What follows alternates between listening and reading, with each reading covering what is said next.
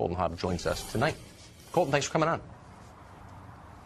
Absolutely. Thank you guys so much for having me. And before we get into anything, I just want to make sure that everybody hasn't forgotten why we are actually here tonight. I mean, we lost 17 lives last week, and yes, I actually physically put 2 to rest, and to me that was the hardest thing in the world to endure. I mean, nobody should have to go through this, so as long as we're taking the right steps to move forward from this and make sure that this doesn't happen again, I'm all for that.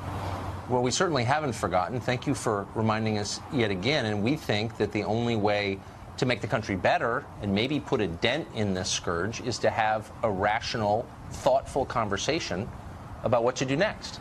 And with that in mind, Absolutely. You were planning to go to this event last night. And tell me if I'm mischaracterizing any of this. And you sent in, at the request of a CNN producer, you sent in a number of questions, statements you wanted to make, questions that you wanted to ask of the politicians on the stage. And they rewrote one of your questions? Is that right? Yes, sir. So what had happened was 4 days ago, I had gotten contacted by a lady named Carrie Stevenson from CNN. She had asked me originally to just write a speech. It was going to be at the town hall at the BB&T Center. So I agreed. I felt like it would be the right thing to do, be able to go speak my part, as well as open eyes to a few things that I thought that could make this situation a little better. From there, 3 days ago, so the next day after that, we had gotten, I got an email back from her, and she asked for more of questions rather than a speech, which I was totally fine with. So I wrote a little less of a speech and more of questions that I wanted to ask at the town hall. The day after that, it was more of just questions. She asked for just questions that I would like to ask. So I gave her my questions, and then yesterday at about 5:15, I made contact with her, and she had asked if I just asked her one question. So what they had actually done was wrote out a question for me, because in my interview with CNN, I had talked about arming the teachers if they were willing to arm themselves in the school to carry on campus. And they had, she had taken that of what I had briefed on and actually wrote that question out for me. So I have that question here if you'd like me to ask it for you. Well, but I just want to make sure I have this straight. So you sent them a long, in effect, essay on what you thought, but they put Yes, their sir. own words in the question, and they weren't the same as the words you had sent in? They were the producer's words? Absolutely. They had taken what I had wrote and what I had briefed on and talked about, and they actually wrote the question for me. But not with your words. I mean, they put their own words into your question, even after they'd asked you to send questions in. But that seems dishonest. It definitely did, and that's kind of why I didn't go last night. Originally, I had thought that it was going to be more of my own question and my own say, and then it turned out to be more of just a script. And she had actually said that over the phone, that I needed to stick to the script. That's remarkable. What did you watch last night? I watched a little bit of it. I kind of felt like I didn't really need to, because I knew that as soon as what had happened with me, that it was going to be more scripted and wasn't actually going to be actual questions. Then I didn't feel the need to fully watch it. So if CNN was willing to reword your question, put their own words in your mouth, and as you said, you didn't want to go along with that, do you think they did that to other people last night? I mean, absolutely. From what I did see, I'd seen a couple people that had asked questions before I did leave my house. And it was a little piece of paper cut out. And I know for a fact that nobody cut their own paper out and wrote their own question, especially when they were all based off the same topic. So to me, from right there, it showed that this isn't correct. Why are they all have the same size piece of paper with a short little question on it? So to I guess me, it was a total what's waste of surprising is my time, honestly. you're not just some person off the street. You're a survivor of this shooting, and the point was to listen to you, to the survivors of the shooting. Were you surprised by the way they behaved? I mean, honestly, it was very shocking to me, because we just went through such a horrific tragedy. For them to take that and now make such a big news cast over what they want to hear, it was very upsetting to me. It's shocking to us too. Trust me, in the actual journalism business. Colton, thank you. Thank you for telling us that. It's really interesting. Absolutely. I appreciate it. Absolutely. Godspeed. Here in politically deep blue Northern California, a pale blue assault rifle. It looks like Tiffany blue. It is Tiffany blue. This is an AR-15. Meet the Liberal Gun Club. Yes, you heard me right. Liberal Gun Club. I'm Lara. I'm a liberal. I voted for Hillary Clinton, but I'm a strong Second Amendment supporter. Lara Smith, the lawyer, is president of the California chapter. She was anti-gun, started shooting only 4 years ago after giving it a try, after researching the issue, after too many arguments with her gun-loving former Marine husband, Ed. She's a convert. My name is Shamir Furman. I am a huge supporter of gun rights, and I also was a supporter of Bernie Sanders as well. She's a veterinarian nurse. A new member, Lara Smith, is her instructor. Come and touch your shoulders. We're all truly dyed-in-the-wool, liberals. We believe in universal health care. Do you see your views as compatible? Absolutely. Yes. Yeah. I see everybody else's views as inconsistent. I mean, to me, abortion and gun rights are the flip side of the same issue. They're rubbing shoulders on the range with a generally conservative crowd.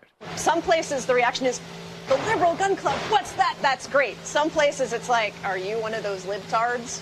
This is the front door at Dragonman's, and the people enter the gun store right here. This is Dragon Arms. Other end of the spectrum, Machine guns, submachine guns, suppressors, silencers, grenade launchers, mortars. my colleague Michael Koenig's just visited this guy over in Colorado in the wake of the Vegas shooting. My name is Mel Bernstein, and they call me the most armed man in America. A less liberal Second Amendment advocate and gun store owner. We've been selling more guns in the last 3 weeks than we did in the last 8 months. He stocks handguns, Smith & Wesson 22, semi-automatic. flamethrowers, assault rifles. This is the same type of gun that was used in Vegas. We're driving up my property now, and there's all kinds of warning signs, as you can see. If anybody comes on your property and threatens you with bodily harm, it's legal to shoot them. Colorado law. They should have that nationwide. Dragon Man gives maybe a taste of what the Liberal Gun Club faces from some fellow enthusiasts. This is one of the first signs they see when they drive up Dragon Man Drive.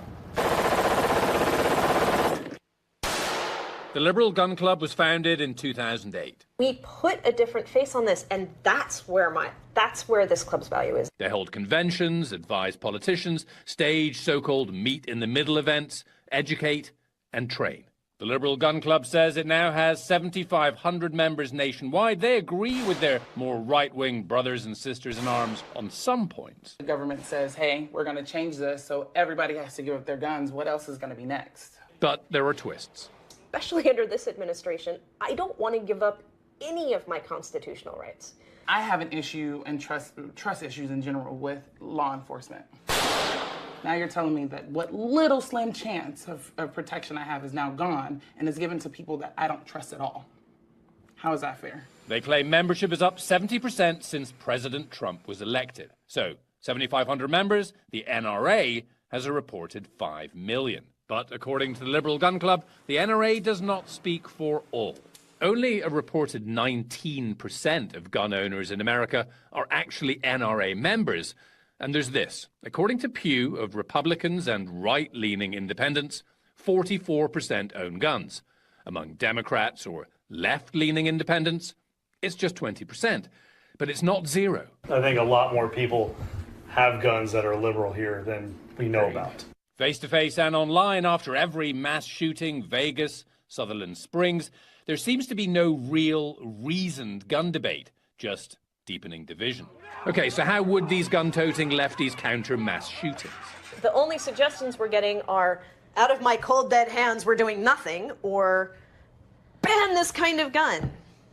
Those aren't solutions. And the mass shooters? I'd love to see us not putting their faces and names all over the Me too. How about nationwide, federal background checks? Totally good with the background checks. A key area where they differ from the NRA and Dragon Man, that self-proclaimed most armed man in America. You could be good, and then all of a sudden you get a brain tumor. They're not going to find that out right away. Outlawing any semi-automatic weapon. Never gonna happen. Good luck. Everybody wants this to stop. Everybody wants to stop these mass shootings, Yes. right? I think we just disagree on what's How gonna to do it, right? I'm Nick Watt for Nightline in the Bay Area, Northern California. I don't think there's any reason to have guns in America. I just think that we should have stricter rules on guns. There should definitely be harsher gun control, definitely. Maybe the right to bear arms was something that was necessary at the time. It's just an antiquated thing. There's a national embarrassment at how many people are killed by gun violence. But I want to shoot one.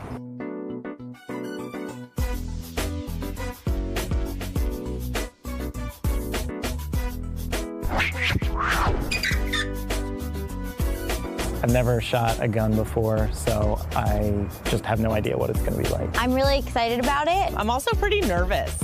All right, so first of all, let's talk about the 9mm Beretta. Pretty easy to use.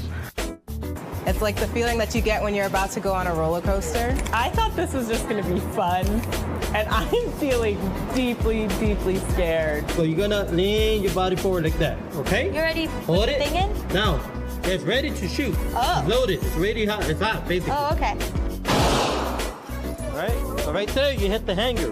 Not right? what you want. Not what you want. You don't realize that in real life when you shoot a gun, just firing once, it took a lot out of me. I was like, I fired once and then I wanted to take a nap. Go ahead. All right, take your time. Take your time. We'll turn around. There's another one in there? Yes. Oh my God. Keep it up there. Good. You're doing well. Shit. Whoa! My hands are sweating. I don't know if you can see that. Oh my God, I can't. My heart is like racing so fast right now. You can feel it throughout your whole body. And I'm not as scared as I was, but I'm scared for the shotgun, definitely. Never in my whole life did I think I would shoot a shotgun. Good. Woo! I felt kind of badass. What is it? Cocking the shotgun? Yeah, that feels, you know, that's a badass gesture right there. Now pump it. Oh my God. Good. That's center. What? Oh my God. I don't think I could do that. Oh, sorry. It smells like firecrackers or something. Gunpowder. My teeth are like, All right, I don't want to do it anymore. It was kind of enjoyable, but then I was getting sickened at me feeling enjoyable about it. Shooting a gun in this gun range did not change my positions on gun control. I think if all guns were in this controlled environment at LA Gun Club, that would be fine, but that is not the real world. Even if it's like, oh, this is a fun thing, but like not every fun thing is legal. I mean, it's a rush. It's an adrenaline rush, and even though it's fucked up and I feel confused and conflicted about it all, I would probably come back and do it again.